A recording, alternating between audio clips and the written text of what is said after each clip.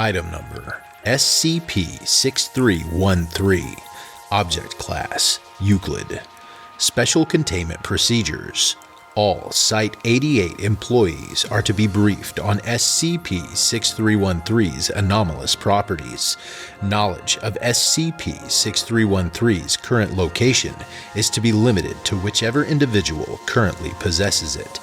Site-88 staff are directed to deny requests for information relating to SCP-6313's current owner or location. Under no circumstances is this information to be speculated on.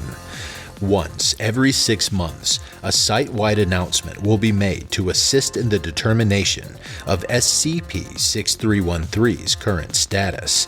If it is determined with any level of certainty that SCP-6313 is no longer in the possession of the SCP Foundation, this documentation is to be updated and the SCP-6313 project head is to be alerted. Description: SCP-6313 is a collection of dried thyme leaves.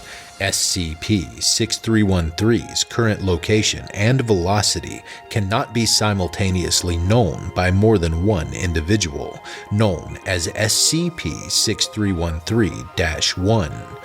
Due to the difficulties in acquiring SCP-6313 for research, the exact mechanism by which this anomaly affects both SCP-6313 and SCP-6313-1 is not fully understood.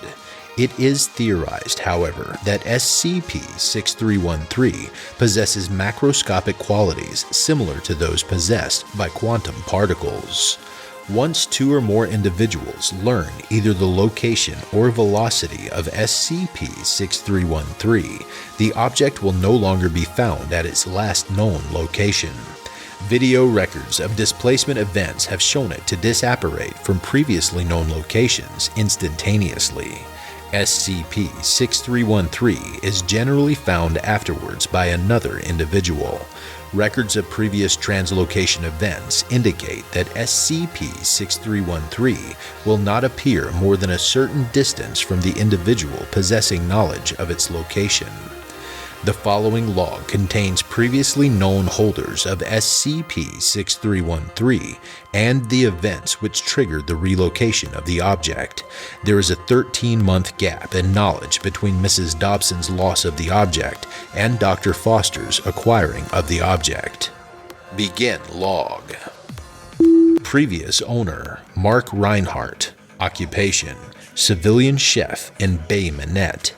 Event: attempted to introduce SCP-6313 to a dish he was preparing.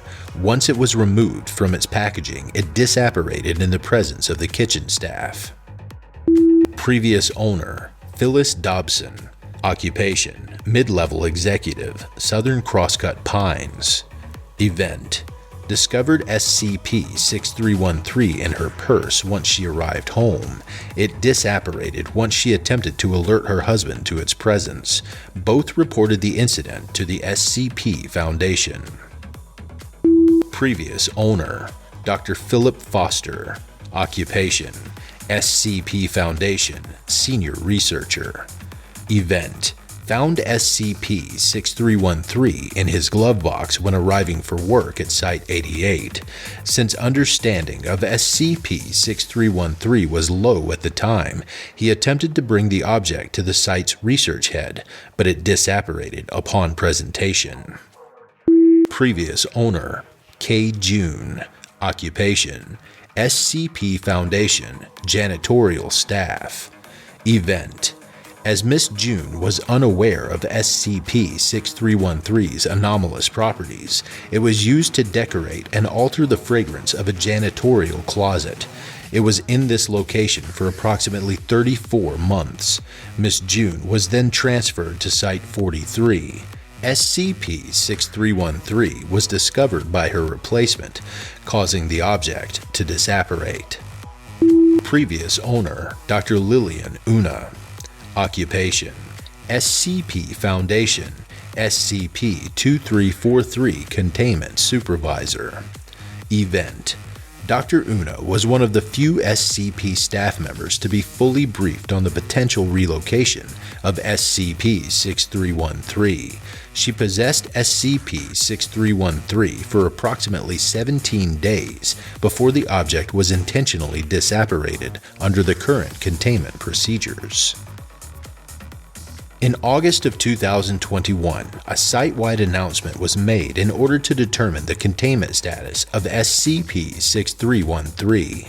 At this time, no Foundation staff have come forward with information relating to SCP-6313. It is believed that containment still holds, but is poorly suited to evaluation of its own success or failure. The following announcement should be repeated once weekly until SCP-6313's status is determined. This is an announcement relating to SCP-6313. Anyone who has the time should immediately proceed to Observation Room C for debriefing. A redesign of SCP-6313's containment procedures is currently underway.